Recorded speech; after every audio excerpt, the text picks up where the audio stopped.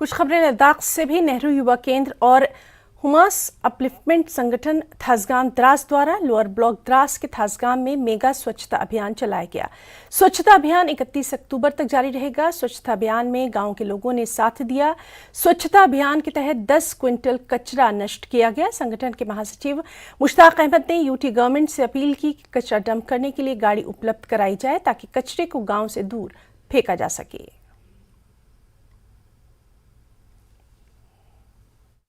सवारी गाड़ी जो नहीं आज गंदगी कचरा वचरा हरियो नहीं ताकि असो गाँव साफ सची गाड़ी ही नहीं दियो तो कचरा दी दिशा फाल बसा चू कोनो कचरा हुंबे तो गंदगी सामने वो तो माहौल कोनो साबे गाड़ी जे जब पता असली कचरा रखिए तो गाँव में वो नहीं जनी सहूलियत मतलब अपना नस के असर का गाड़ी बोने जैसो गाँव में हफ्ते एक बार ओने आज कचरा हरियो।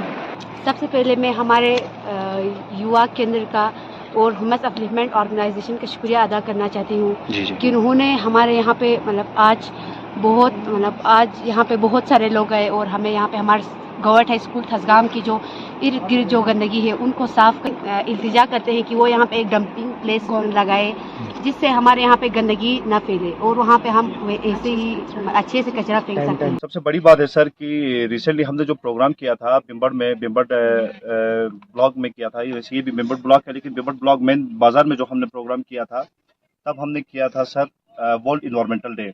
वहाँ पर भी हमने लोगों को काफ़ी बोलने की कोशिश की थी कि अपने माहौल को कैसे साफ करना है, क्या करना है।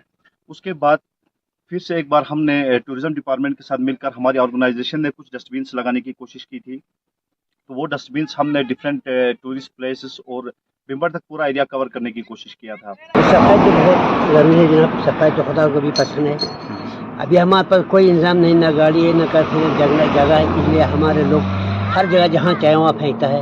इसलिए हम गवर्नमेंट से इस्तदा करते हैं कि हमारे इसको फेंकने के लिए कोई व्हीकल का इंतजाम करेंगे दो जगह पर। अभी तो हम मजबूर हम हर जगह फेंकते हैं, जहाँ लोग चाहते हैं वहाँ फेंक के जाते हैं। मुश्किल अगर कोई व्हीकल का इंतजाम होगा तो हम उस दूर जगह लाकर उसको या दफन करेंगे या इसको आग में जलाएंगे।